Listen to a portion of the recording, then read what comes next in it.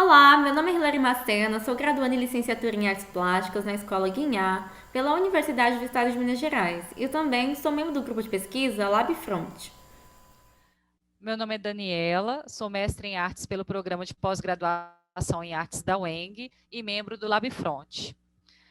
Hoje nós vamos conversar sobre memória e cultura digital, articulando as contribuições de Walter Benjamin a respeito da produção de memória, com as metodologias de memória na cultura digital discutidas por Anne Decker.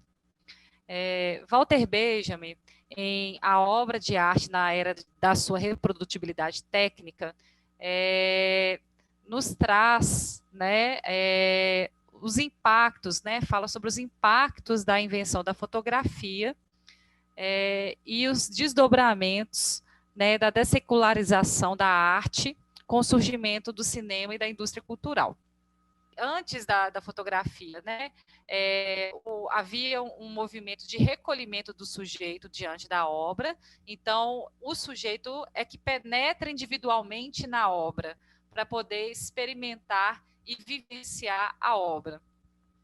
Com a indústria cultural, entra a característica do entretenimento, então é a obra que penetra nas massas. E aí, a partir disso, a gente pode pensar com o advento, né, da internet, da cultura digital, que é bem posterior à escrita do Walter Benjamin, se o cinema e a indústria cultural ela acessa as massas, né, com o advento da internet e da cultura digital, acrescenta-se a questão da participação do público. Bom, como a Daniela relatou, na cultura digital há um acesso massivo aos meios de produção e circulação de informação, tornando a internet um local propício para a construção conjunta de conhecimentos. E diante disso, Anne Decker defende o método de armazenamento de culturas online por meio de uma visão sociotécnica, que visa avaliar socialmente tanto as ferramentas que melhor promovem a preservação integral da obra, quanto seus aspectos conceituais, que impactam este ambiente, promovendo também uma maior compreensão das interfaces em que a história está sendo visualizada. E deste modo, a autora defende a formação de sistemas socialmente organizados, que convergem as instituições de preservação e seus especialistas com os usuários comuns da internet, que não só participam no funcionamento e circulação da obra, mas também na preservação, seja arquivando a obra em seu disco rígido, como reciclando ela de acordo com seu valor de utilidade para ele. Sendo assim, a autora apresenta uma visão que destoa dos métodos convencionais de arquivamento, dos quais não promovem a reciclação da obra, mas que descontextualiza ela através da guarda de seus elementos e registros em bancos de dados e bibliotecas digitais, em uma dinâmica parcialmente estática que promove o seu esquecimento. Logo, Decker defende também que os métodos de arquivamento de culturas online devem contemplar as mudanças que a obra sofre ao acompanhar ou não a dinâmica da cultura e das tecnologias digitais. E deste modo, Decker vê a necessidade da criação da vida social da obra, para suprir as inconsistências conceituais e técnicas que a obra apresenta por estar passível de perder seus elementos com o passar do tempo.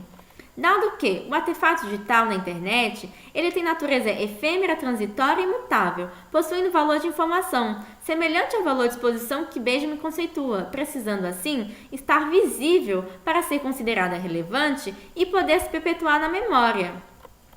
Assim, Decker vê que a preservação de artefatos como a NetArt precisam confluir com a dinâmica da cultura online, objetivando uma preservação que não só corresponde aos ideais convencionais sobre a integridade máxima da obra, mas que a faz circular e recriar-se através da produção de conhecimento que surgem da circulação, das cópias, da reutilização e releitura da obra. E neste processo, a autora vê o storytelling como um método de conceituar e pensar, capaz de revelar a vida da obra no decorrer do tempo, através da formação de narrativas que estão configuradas a partir de entendimentos padrões, reconhecíveis nos registros da recepção do público, constituindo assim narrativas que são mutáveis como a própria obra e a sua recepção contínua, tal qual a dinâmica das mídias digitais. E aqui vale salientar que para James McSill, um especialista em storytelling, storytelling é a arte de contar histórias, que pode ser elaborada por meio da palavra, das imagens, dos sons, dos meios digitais, entre outras. ou seja, uma prática que parece recente devido ao nome inglês, mas que tem fortes relações com a cultura oral, a qual possui a tradição de preservar e transmitir conhecimentos através das contações de histórias, promovendo uma formação de memória por um processo vivo. E, no caso do método de Decker, por um processo que explora a própria cultura digital como uma rede de relações mutáveis, efêmeras e simultâneas, em um método de preservação que utiliza o storytelling para a conexão dos fragmentos da obra e da captura do seu conteúdo, forma e estética, que estão passíveis de serem reformulados ou perdidos. Deste modo, os eventos e artefatos em conexão dentro do ambiente digital não se referem somente ao passado, mas podem ser ferramentas para imaginar passados e futuros. E assim, com as palavras de Decker, o storytelling oferece um conceito dinâmico, que é produzido e produtivo, e, como tal, pode ser pensado como uma ferramenta de transformação que amplia o aspecto irreconhecível do futuro, ou seja, recriando a memória da obra através da criação conjunta da vida social dela, por meio das narrativas, as quais têm origem na cultura oral. Como a Hilary disse, sobre a cultura oral, é importante localizar que a cultura oral ela depende, né, da narrativa. Walter Benjamin fala, né, em O Narrador, que a narrativa ela tem, ela é fruto, né, da cultura oral, né? Ela tem algumas características específicas que envolvem um conselho, né, uma sabedoria no final da narrativa. Ele diz a narrativa ela tem uma característica de não ter uma autoria, né?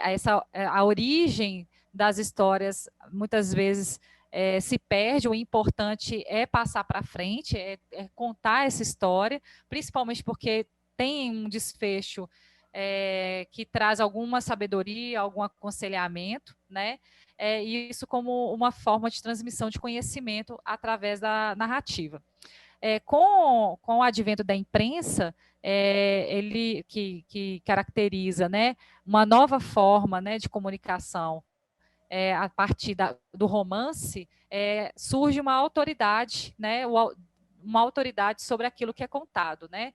É uma relação entre o autor e o leitor, né? E há uma relação de propriedade, quem que é o dono, quem que é o autor, né, desse romance. E aí a difusão, né, a partir da escrita e da imprensa. Com o advento, né, da cultura digital, é importante lembrar, né, que existe, né, também a questão da memória, né? Então, a narrativa para o Walter Benjamin, né, a musa da narrativa é a memória. E a função dessa narrativa, né, é transmitir o que deve ser inesquecível. Com o advento da cultura digital, é muito interessante como que a Anna Decker ela localiza traços, né, das características da narrativa da cultura oral, que também tem essa questão da transmissão de memória, né? E também como que o que deve ser inesquecível é o que o público, o interator, seleciona como algo que eles, né, assim, acham importante transmitir de novo em algum momento. Obrigada.